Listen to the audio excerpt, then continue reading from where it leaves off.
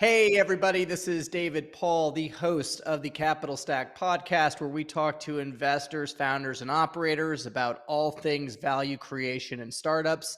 Today, I am talking to an old good friend of mine, Sean O'Brien, who is the managing director of Overline Capital, which is also a seed fund in the Atlanta area.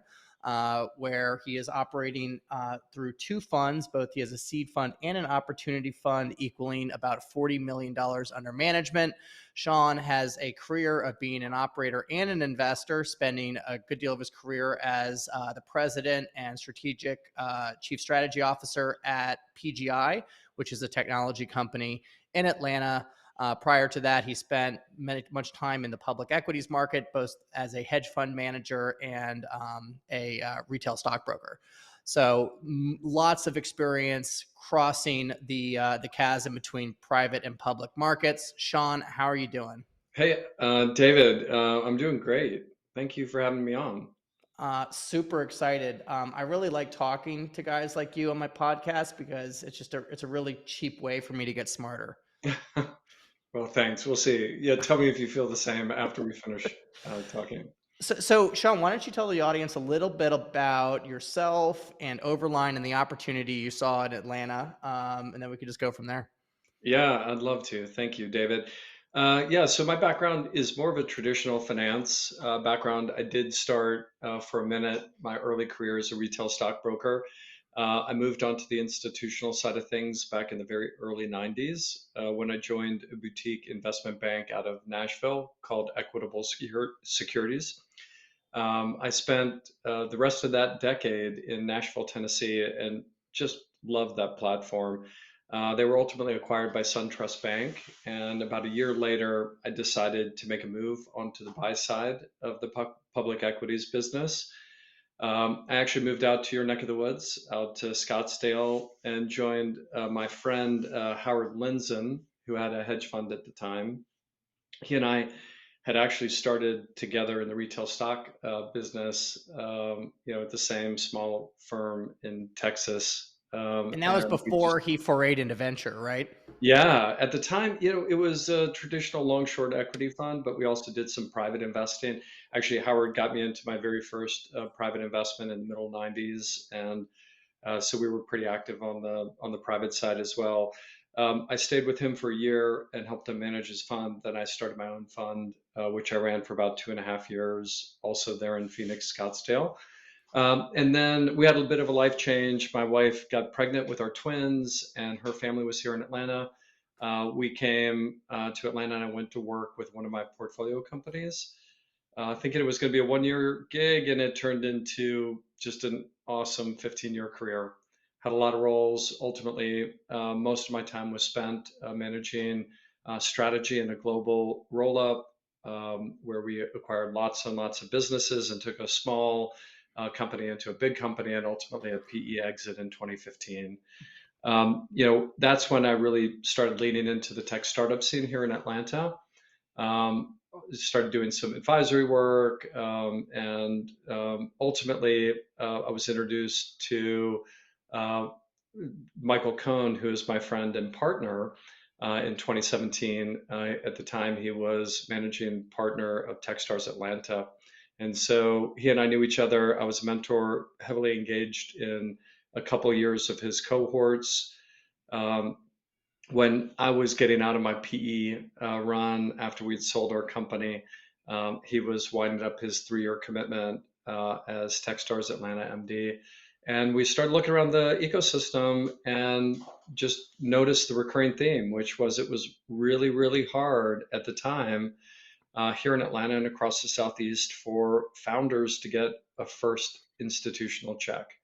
And so what happened was one of two things. They either went to the coasts and did their dog and pony road shows and went out to Sand Hill Road and came back with some capital, or they sort of passed the hat, around the local community here and raised via a series of angels. And both of those were suboptimal. They were suboptimal for the founders because they didn't have the local institutional support and platform to lean in and help the founders build. And they were suboptimal for the ecosystem because there wasn't really the same push on the flywheel that we're hoping to create with Overline. And so Michael and I noticed the trend. We talked about it, we complained about it, and finally we sat down one day in a coffee shop and said we should really stop complaining about this and we should change it. And so in 2019, we spent the first half of the year as friends operating as angels with a lens of ultimately leading toward a fund. We did a few deals together that were warehoused for Overline. And then in late 2019, we actually launched our first fund, which was a seed fund. That's our primary fund today, and it's our primary focus. And I can tell you more about that, but I'll take a breath here and let you ask any other questions about the background. Yeah, no, I mean that's super fascinating. So what was the jump like? I mean, I'm just curious because I've done this, and it was incredibly difficult for me to go from wearing the investor hat to jumping into an operating company and then jumping back as an investor. Like, what was the kind of the mind shift that kind of happened? And was that difficult for you to kind of get deal flow going again? Yeah, you know what? It was less of a jump than I had anticipated, candidly. You know, I'd always been, as you mentioned, my background was in public equities, but I'd always been a active private investor along the way. And the motion, even though it has some really just important differences, it's in many ways the same.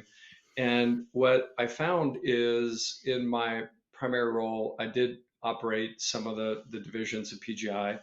But my primary role was around finding great founders and convincing them to partner with us and sell us their business ultimately.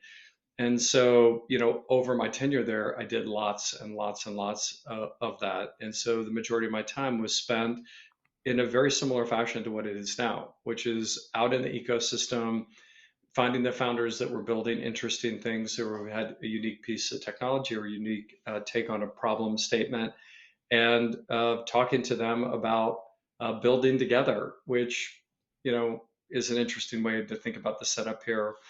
And Michael was a very successful founder himself. He's the founder of a company called Cloud Sherpas, which started in his basement, ultimately grew to about 1,200 associates and 200 million in revenue, and exited to Accenture.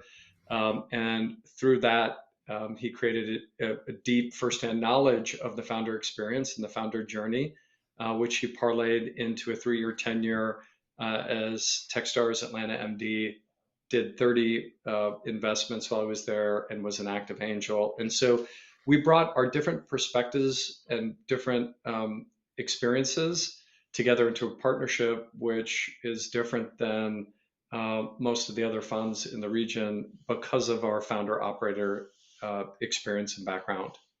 Yeah, that's a really great narrative to have both of the pattern recognition as an investor and somebody that understands the macro and kind of the micro markets as well as the operational support. So you go out, you see a lack of seed funding in Atlanta, and then you decided you wanted to offer some institutional capital for your constituents. I should say maybe in the Southeast.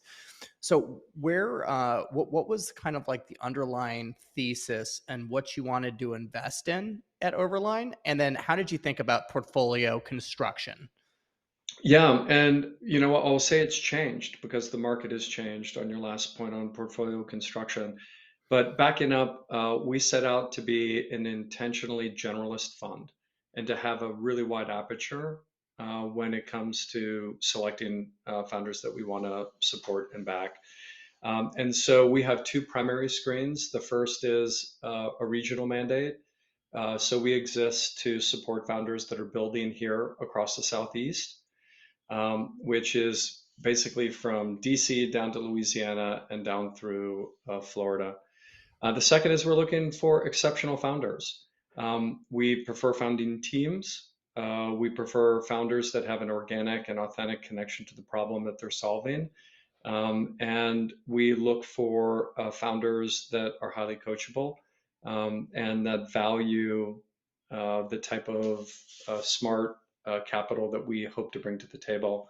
Outside of that, we'll look at just about any industry and just about any business model.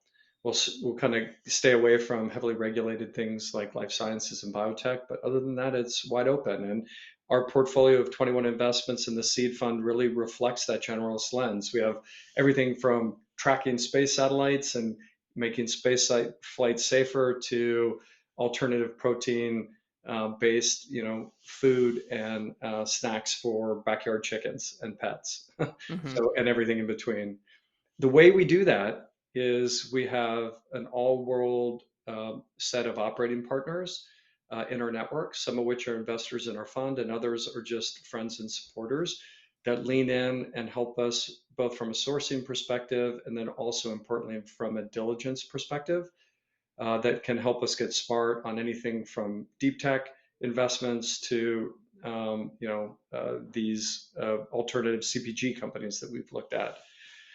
From a portfolio construction perspective, we set out thinking that our primary focus would be $1 million to $1.5 million seed check into a $2.5 to $4 million or $2 to $3 million seed round.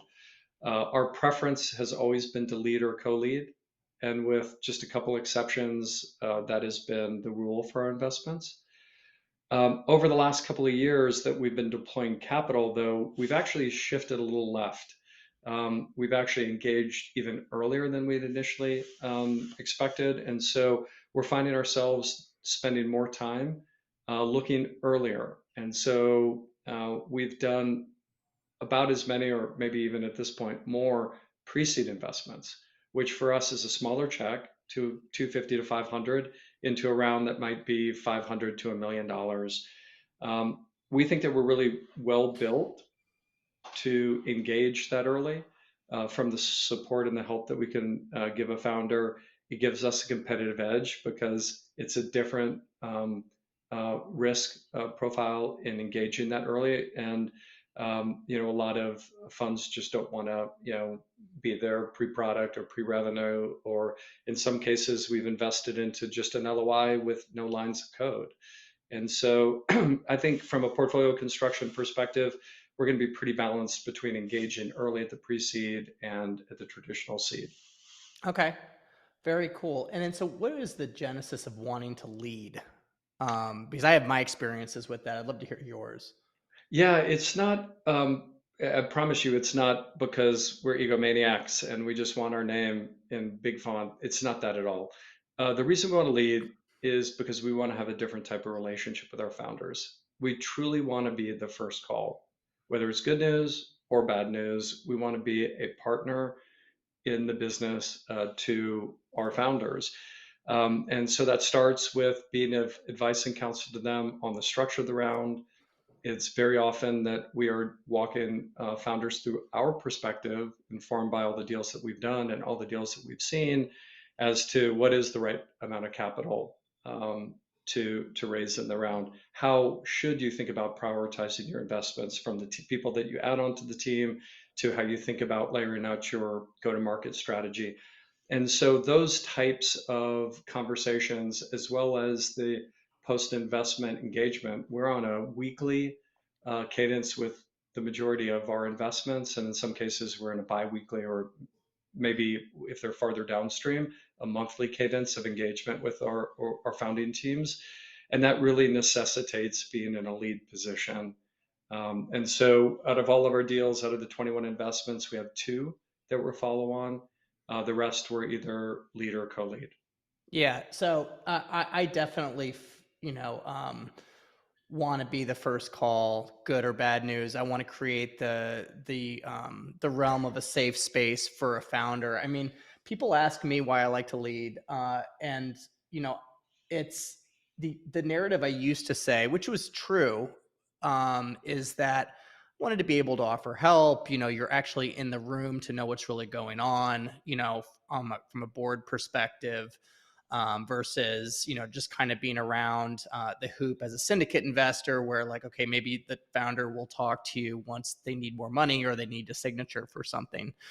And I did that at a previous fund, and it's just I don't feel like it was a good look. But if I ultimately feel that why I truly want to be in a lead position, like I'll say, Sean, I just don't want to get fucked. right? Yeah, I that mean, too. that really is the only, like the true honest answer.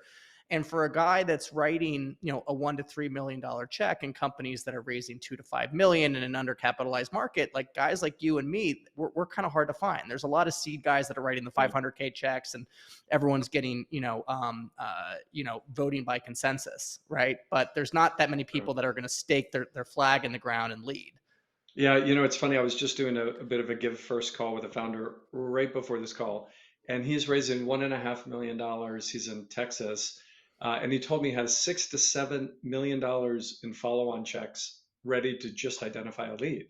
Right. And all he's looking for in a lead is a $750,000 check, and he's Right. about 10x oversubscribed on the rest of it. And so it is difficult to find a lead. That is, really another reason why we set out to lead or co-lead is it is not only difficult or historically difficult to get an institutional early check in our region, it's been really difficult, extra difficult to find a lead or co-lead.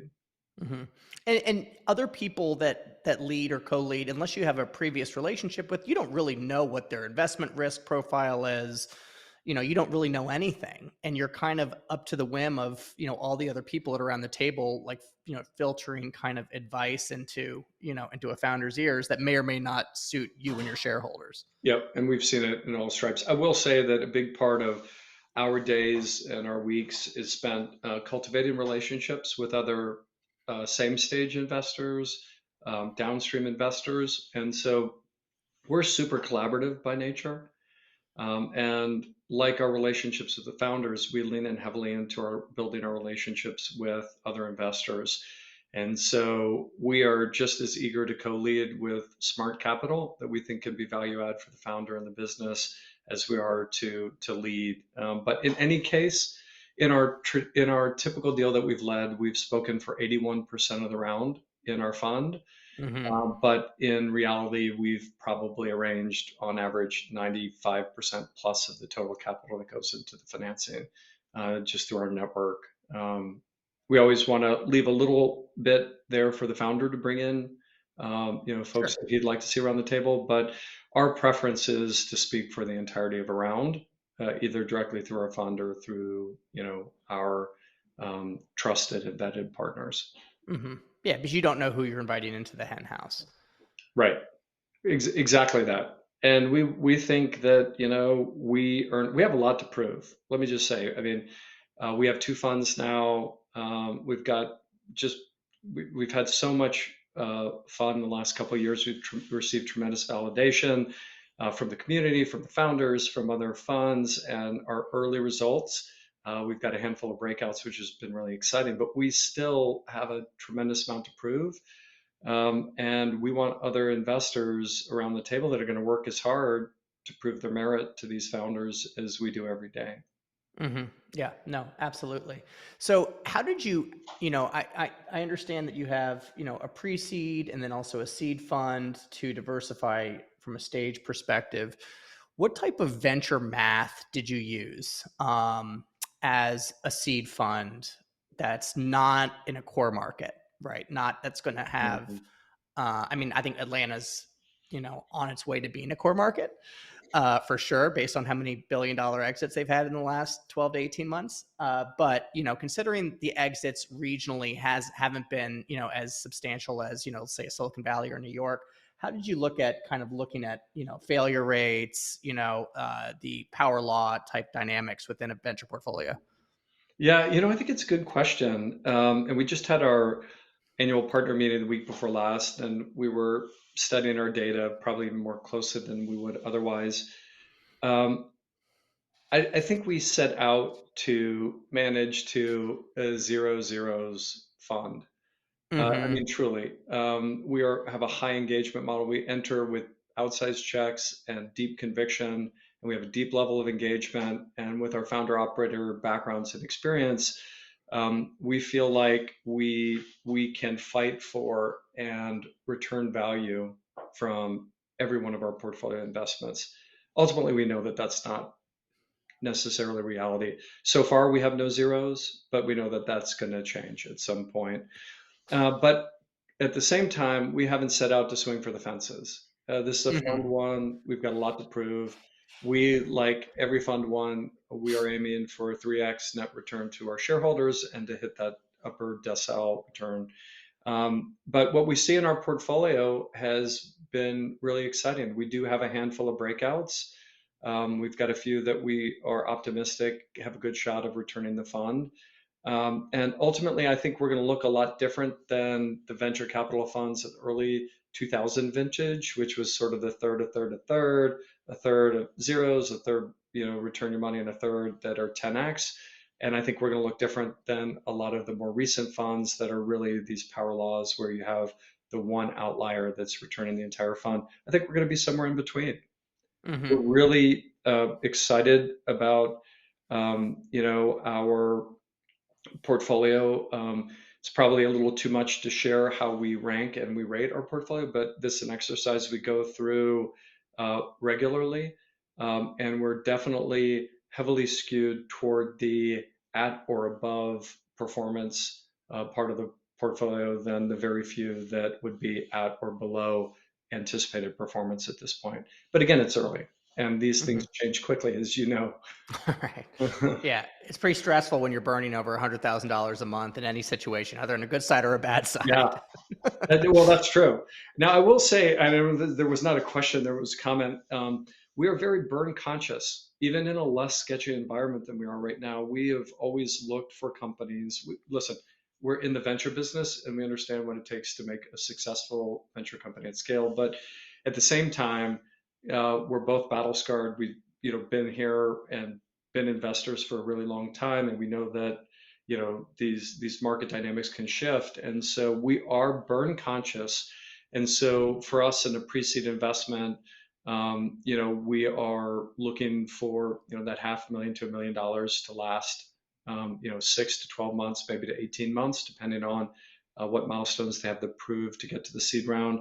The seed round, we're not investing into companies that we see that their strategy is relying on an inexhaustible pile of money, and that are cash guzzlers from now into forever. It's just not the basis for most of the investments that we look at. And so we're burn conscious, despite the dynamics, whether they're good times or bad times. It's something that we look at very carefully. Yeah, and I think especially in today's environment, that is extremely important. So, being a seed investor that raised when things were probably nearing, the proverbial top, right? If we're considering this last shakeup of the last couple of months. Now, I know this is an evergreen show, but last couple of months where there's been a serious re-rating on growth stocks on the public side. Um, you know, you've raised in the good times and now you're kind of at the situation where we don't know where the chips are going to fall on late stage venture and how that's going to trickle down. So how do you think about that from a seed perspective? Yeah, it's a really good question. Yeah, I mean, David Sachs had a great quote that I read on Twitter a couple weeks ago, that when exit prices are good, entry prices are bad, and when entry Hmm. prices are bad, exit prices are good, or vice versa. I screwed that up. Hmm. Sorry, David. Yeah, you can't Um, buy it at a discount unless you sell at a discount yeah, too, right. right? Yeah, something like that. The good news is, we kind of do our own deal here. We are market buyers, but we're also value conscious. And so we set out with targets, ownership targets in the fund. We initially said that we're looking to own double-digit percentage ownership of a company while it's in the seed stage.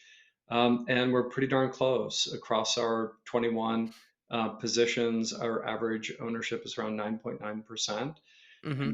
And that's a combination where, if it's the right deal, the right setup, a particular industry that's hot, and perhaps they're a little bit farther along in their traction than our typical engagement, we'll certainly stretch on valuation for the right deal. But on average, we're not the fund that's just writing a check into a $30 million pre-seed valuation. It's just not us. So we have not seen price compression or value compression in our stage yet. What we have seen is a bit of a lengthening of the time it's taken for some of these rounds to get closed. We're certainly paying attention to the dynamics that are already starting to trickle into the A round. Carta published some data on January and February financings last week that were super interesting around the compression against the median and average valuation for Series A through C. And it's pretty significant how much it's changed in just a short 3 or 4 month period. We haven't seen that yet in our part of the market, but it will likely come. It's so funny. It's like, despite how obvious it was that this was going to come, like it still was a big smack in the mouth. Yeah, I think so. I think there's a lot of structural reasons why, obviously ventures category continues to grow. And it's still relatively small, right? I mean, we're celebrating hundreds of billions in venture capital, but when you come from a public equity background and public markets background where you see tens of trillions of dollars invested, it's Hmm. really, still a very small overall asset class relative to the investable dollar.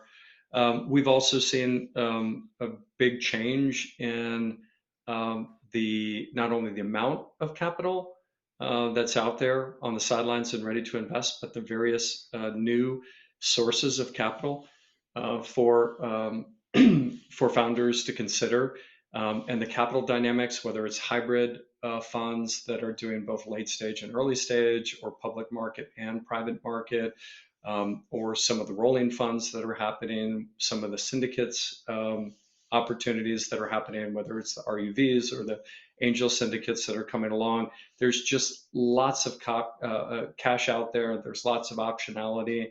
And so even though I think many of us who've been investing for a long time saw these early warning indicators that things were getting a little bit out of control on a valuation perspective, there was just so much liquidity, and still is so much liquidity, that you just kind of have to hold your nose. And if you want to be in the game, you've got to participate, but you've got to choose. Yeah, you can't not invest, Right. right? I mean, or take calls. I mean, that's because nobody can time this stuff, and you're going to miss out on great companies. Yeah. And ultimately, we're paid to allocate capital. That's what we're here to do. We're not paid to be a bank and just, earn a, small interest rate. I mean, we're here to deploy capital. It's risk capital. And so we do our best to find founders who view our value add in a way that enables us to lean in as a lead to support them, but also at the same time to hit our ownership targets, which are important to us. I should mention that in our seed fund, we only invest during the seed stage. And so our pro rata rights in the Series A and beyond are reserved for our opportunity fund, or in some cases, we will spin up an SPV for our partners. But in the fund itself, it's specifically stage focused. And so we know that there's going to be a lot of downstream dilution. And so we really, are very price conscious on our first checks to make sure that we get our ownership targets so that we can withstand that dilution downstream. Which plays into the narrative of, or the ethos, I should say, not the narrative, the ethos of Overline, which is high conviction, lots of work, not a spray and pray index. Yeah, we're definitely not index buyers. We are probably net more portfolio companies in our seed fund than we set out for. We initially modeled 18 to 20. Now it's feeling like it's going to be 25 to 28 because of the fact that we are engaging earlier and we're just making more bets. But each one of those goes through a diligence process. We're go slow investors by nature.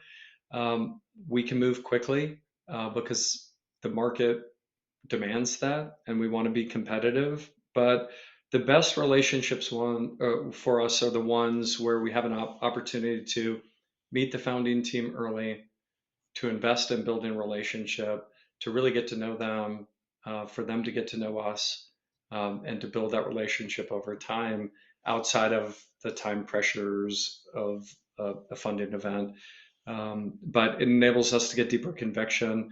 One thing that we're starting to do, David, is even though we're a generalist fund, we're starting to develop points of view and perspectives on certain industries, which is going to enable us to move even more quickly and with deep conviction into trends that are really interesting to us. We could talk about those if you're interested in them. I am interested in that. Yeah, so as soon as you do one deal in a space or sector, especially a visible one, you see a lot of similar type companies. And so for us, being in the epicenter of a lot of global logistics tech innovation, and with one of our early winners and breakouts being a fintech or payments company for logistics, Relay Payments, which you can think of as a Venmo for trucking and logistics. We've seen a lot in that space. And so, in fact, at our partner meeting, we just had an absolute all world panel that was moderated by Mark Gorlin, founder of Roadie that sold to UPS. We had Sean Henry, who's the founder of Stored. We had Tyler Scriven, who's the founder of Saltbox. And we had Ryan Droege, who is the co-founder of Relay Payments, and they were talking about the future of logistics. And so being here, having a couple of logistics companies in the portfolio, having the perspective of the operating partners and the people in our network who are really on the cutting edge of defining what logistics is going to look like into the future has enabled us to get really deep on perspectives of what's going to change. And so that's something that we screen for. We've also seen a lot in automotive technology and mobility. One of our anchor investors is Cox Enterprises, and Cox Automotive is one of the biggest players in that space. We also have some background in that space. We've got a great investment in a company called HopDrive that you can think about as a gig economy platform for moving cars, not people. So they do concierge pickup and delivery so that you don't have to go into the service station and have your car serviced and sit in the waiting room drinking stale coffee and watching Sally Jesse Raphael, but you can be at home or at work and somebody that's trusted and vetted can come get your car and deliver it. But since we did that deal, we've seen lots and lots in automotive tech and mobility that we're interested in. And so we've also built a portfolio with a couple of investments in reg tech and some of the changes that are happening in highly regulated industries or work processes where you might have an enterprise staff, whether it's in privacy or whether it's in HR, that's supported by outside counsel with a dynamic and changing regulatory environment with business process that is very complex and typically manual. And so we've got a bit of a theme there. So in our next fund, we'll likely be investing into a few themes while maintaining this generalist umbrella. And we think that that's going to enable us to differentiate ourselves by being able to move more quickly and even with deeper conviction going into that first meeting. Yeah, being a generalist, I find is extremely difficult. You're much more likable than I am, so you have a much bigger network than I do. I don't know about that. But what I've relied on too. This is like a great hack. Have you ever heard of GuidePoint? No, what is that? I like hacks. It's the expert network, right? And you pay like $750 for a call, and they give you like C-level or buying decisions of people that will buy a software that you're trying to like break into. Oh, cool. And you just you spend, and you could talk about the market, you could talk about how they think of ROI and value, and it literally has been a game changer for a generalist, because oftentimes you have networks, but do you really know that person would be a buying person of said software? Yeah. Well, I will say that Michael and I rely heavily on our network that we've cultivated independently and collectively for decades. And we have, I would guess, 40 operating partners today, and these are founders of very large businesses, successful startups, current operating startups. It's people who are deep domain experts in either functions within a business and marketing or in go-to-market or product or industries. And so at this point, we have not yet been totally stymied in any company that we've been trying to research. No, that's great. And candidly, I'll say, David, one of the big markers that we look for is our ability to be value add and to be more than just a check. And so one of the most common reasons that we will pass on an investment is if You we can't are validate it. exactly, because Right. we know that if we can validate it, if we don't have the bench strength in our network to actually get smart and really develop deep conviction, then we're not going to be able to lean in and help. Other than just, company building, which is important, sourcing talent is important, putting in internal processes and building teams and building culture is important. But we really want to be able to materially bend the needle of performance in our portfolio, which starts with our, industry and our networks, industry connections, and our ability to truly help. Awesome. And so I want to go a little bit back to your conviction bets and seed, because I love that concept, right? Like really leaning in, taking a position of influence on a cap table earlier stage, becoming a cemented piece of framework or foundation for a founder and for a company to come to and to use as a resource. How do you think about future dilution? What's the math tell you that you're going to be diluted, through a B, C, D, E round? Yeah, so we look at NVCA data and we look at the average dilution for each round of financing based on the prior 12 months. We use that from a modeling perspective to model out into the future. And in the seed fund, we're underwriting every investment to a 10x return profile, net of all the dilution. And so it is a bit of a math exercise, but it's one that we're happy to do. Yeah. And when you're modeling out a seed stage company, let's say it's in a vertical, I don't even know if you like vertical SaaS, but a vertical SaaS type solution where, early traction and ACV is fuzzy, right? Right. How do you think about market size and doing that when, a market might not be that big from initial product, initial go to market? And then how do you think about kind of TAM expansion over time? Yeah, it's a really good question. I'm going to answer your question in a second, but let me say if we also do consumer, and so we have a couple consumer social and a consumer products company that's D2C model. If we're looking at anything consumer, we need more traction. We Hmm. need more traction, partly because the proof points are more severe in the consumer name in our experience, and our experience is more skewed toward enterprise, and we're just more comfortable with the scaling dynamics over there.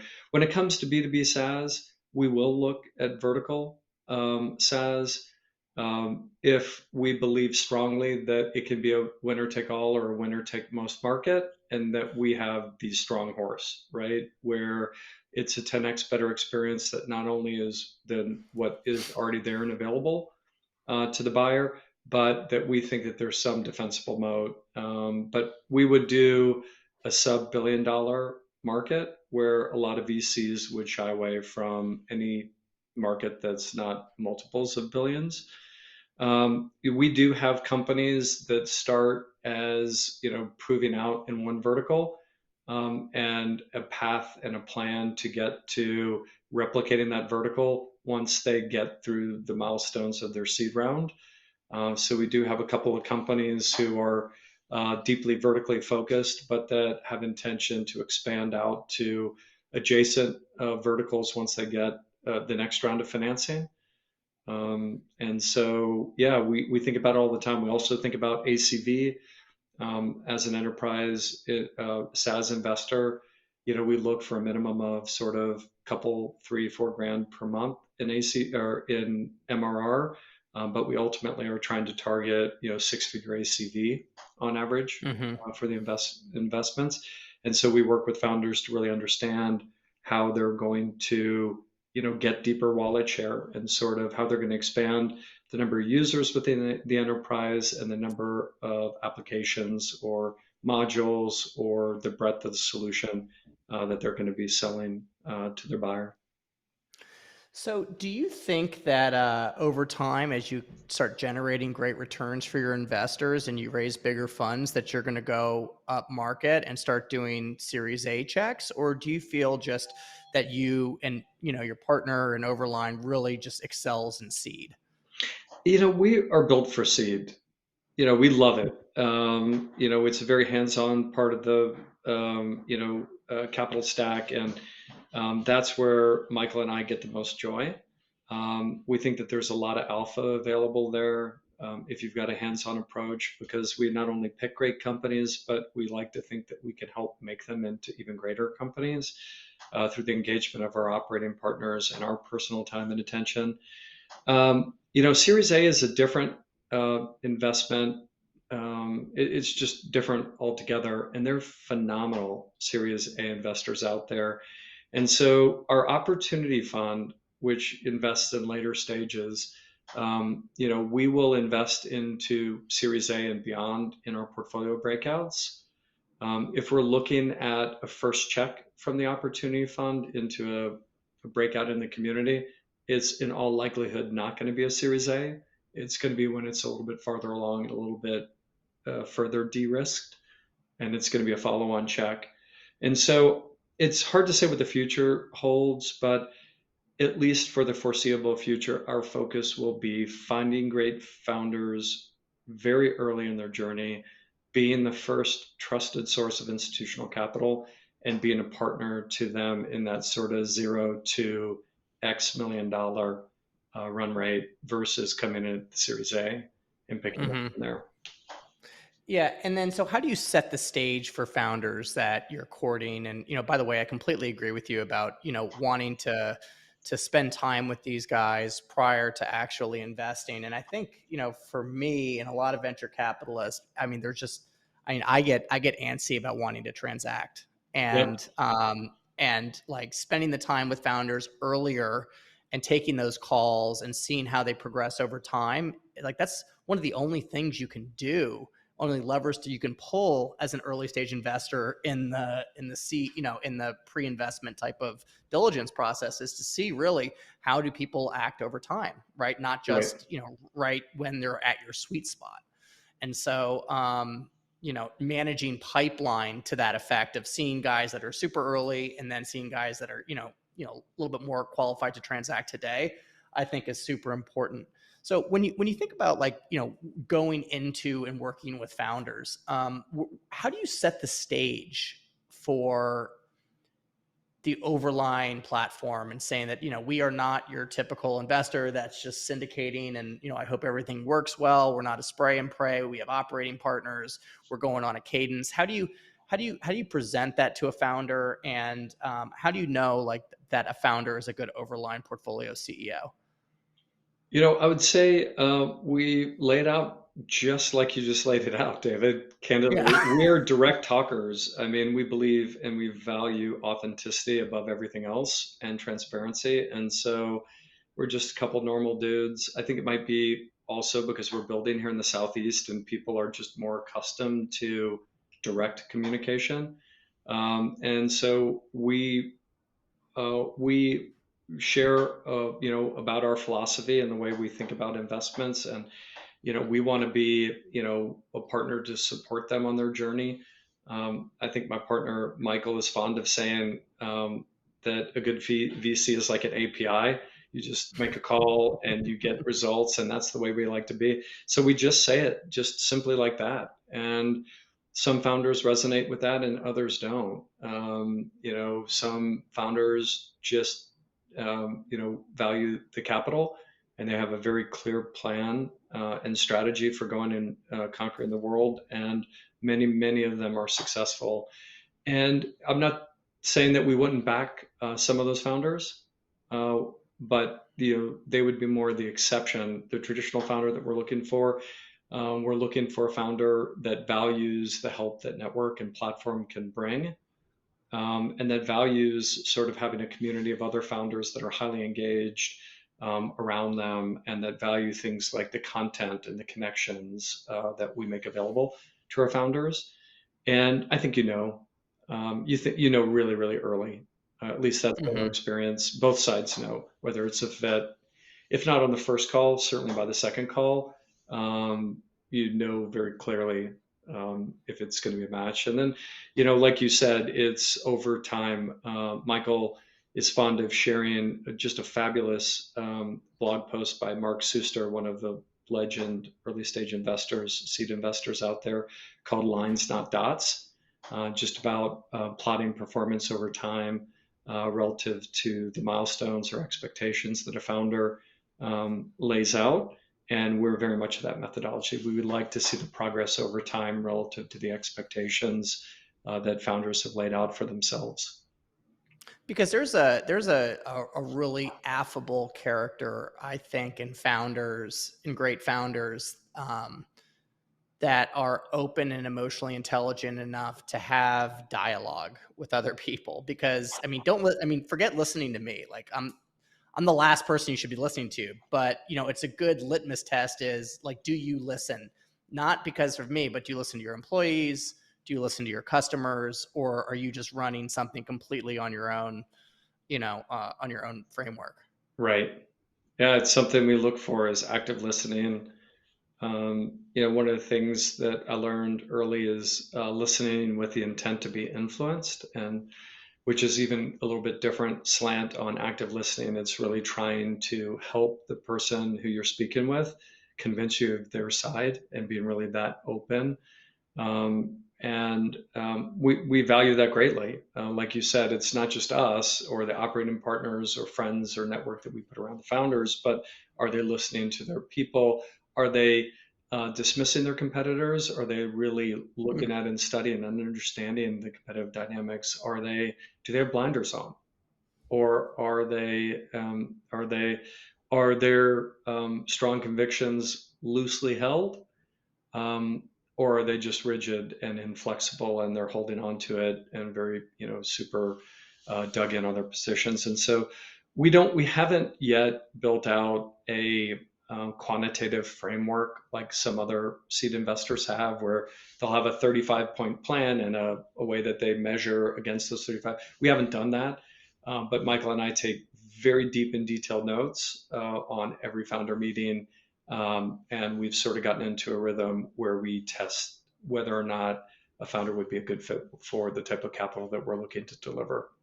And again, we're only Awesome. one source of capital. So I should say that whether it's a fit for us doesn't mean it's not an investable business or not going to go on to be a great success Right. whatsoever. It's just whether we're the right partner. And Yeah, it's a market. it's a market, and there's tons and tons of capital out there. And the reality is we've seen a couple thousand, maybe 2,500 companies, and we've made 22 investments across the two funds. I mean, we are not the perfect fit for every founder, and not every founder is the perfect fit for us. It's just, like you said, it's a market. Hmm. And then last question before we kind of wrap up with our standard questions. I love the stuff you put on LinkedIn. How has content creation with you and a personal brand with you and Overline kind of manifested itself? Like, how do you think about that? Yeah, David, I don't know how to think about it. Honestly, I never intended really to be out on LinkedIn. I'm not a social media consumer in my personal life. Um, the That really came out of my partner, who's a genius marketing mind. He was like, "We should probably tell people what we're doing." I was like, "Okay, well, I mean, we've got so many cool things going on, and we're so excited about what we're doing." But really, for the first year, we were sort of operating in a bit of a vacuum, and just Hmm. focused on execution and focused on all the building. And Michael said, "Hey, we should probably let people know what we're doing." I was like, "Okay, let me try this LinkedIn thing." So I have been out there and I've been active over the last year. It's been hugely rewarding. I'm not gonna lie, it's been awesome. It works. It works. The amount of inbound that we've generated, the amount of um, I will tell you, I was having dinner with a friend of mine the other night, and he asked me if had somebody managing my social media, and that was like a stab in the heart. And I was like, does it sound like? He was like, well, I just wasn't quite sure. And this is a guy who used to work for me on my team and used to write content for me. I was like, does this not feel authentic? So it's caused me, the reason I paused there, it's caused me to go back and really reflect on, I'm not really naturally really great at doing that kind of stuff. And Hmm. so I think sometimes I've lost my own authentic voice by trying to write in a certain way. But I will tell you, it's been great. We can't wait to do more of it. We're going to launch a blog at some point, and I can't wait for that because I personally prefer writing longer form content, 400 to 800 words, than these sort of short LinkedIn stuff. But one of the things that we're keen on doing is open sourcing our entire process so that people know before the phone Sure. call who we are, what we stand for, what we screen for, and what we think would make a successful match with Overline. Yeah. I think as an emerging, VC myself and, I would say kind of a neophyte content creator with the podcast and my newsletter, there's very few things you can do to scale as a solo GP. Right, And so doing this, you know, I mean, like, and you just get better at it over time. I feel like I was a terrible writer. Now I'm like a less terrible writer, but I'm getting stuff out a right. little bit more continuously, and at least it's readable. Um, but it's just being disciplined enough I mean, I'm having the thoughts anyway, just clarify the thoughts and, put it on paper or put it on the microphone and, put it out there and see if anyone likes it. Yeah. I think we all have to look at ourselves through the same lens that we look at our founders, which is just ship it. You'll be embarrassed Mhm. of it, of course, but just Exactly. ship it. You'll get better and just ship. Right. And we got to continuously ship. And yeah, that's good inspiration. Cool. All right. So, a couple of canned questions for you. What is your favorite book? Oh gosh. I didn't know there were going to be canned questions. That's really hard because I read a book every 2 weeks in my book Hmm. club. What's your best book that you've read recently, I should say? I'm 80. Gosh, I can't. I really that gosh, that's a really hard question. Just because I have lots of favorites and I read tons of business books. My favorite business book that I'm reading right now, I have it right here, is The Changing World Order by Ray Dalio. It's amazing. And It's terrifying. it's amazingly terrifying. The amount of work, I'm so in awe on the amount of work that he's done. Probably the biggest, most impactful book that I've read was when I was leaving PGI and figuring out what was next. I read a book by David Brooks called The Road to Character, which just, for a man of my age, just had a deep impact and a personal impact on the trajectory of how I wanted to spend the back half of my life. And so, but other than that, I love books. I'm in a fabulous book club, and it's a highlight every 2 weeks when we get together on a Sunday evening and talk about the book that we've read. So. Cool. And then, what is the best piece of business advice you've ever received?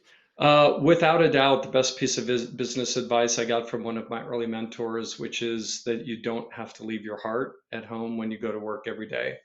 And so I'm just naturally an enthusiastic guy. I'm naturally an optimist, and I care deeply about the people that I work with and I work to support. And I think when I was early in my career, I tried to put on this sort of affectation about, yeah, I'm just a business guy and, I'm here for work and it's not personal. And it was so just not authentic to who I am as a person. And he was like, you know, turn that from something that you're hiding from into a superpower and just lean into it. What, Mhm. what's wrong with that? What's wrong with caring deeply about and being passionate about what you're doing and about the people that you're doing it with? And so, without a doubt, that has been the most impactful life advice and business advice I've ever gotten. And are there any investors or innovators that you like to follow online? Yeah, I do. I follow a wide swath of investors, some of which I agree with, and some of which I really don't agree with. I think taking signal from other investors is a really important part of what we do as investors. I, I'm really partial to, I really like Josh Wolf at Lux Capital. I read everything he writes that I can get my hands on. I think what they've built there over the last couple of decades is just super impressive, and I'm in all sorts of awe of the type of work he does. And then pretty much every household name that you can mention in early stage investing, I likely read. Um, you know, whatever they put out. It's a big part of how I spend my mornings every morning. Cool. Awesome. Well, Sean, thank you so much for coming down or coming on, and hopefully we'll get you back on at a later date. Thanks, David. I really enjoyed it. Thank you for having me. Thanks, everybody. This is David Paul, the host of the Capital Stack podcast, where we talk to entrepreneurs, founders, and tech investors. If you like what you heard, please download, leave a review. We also just launched a YouTube site where you can actually see these interviews in person and see how incredibly good looking my guests are. And if you like it, please subscribe, and we'll see you next week. Bye-bye.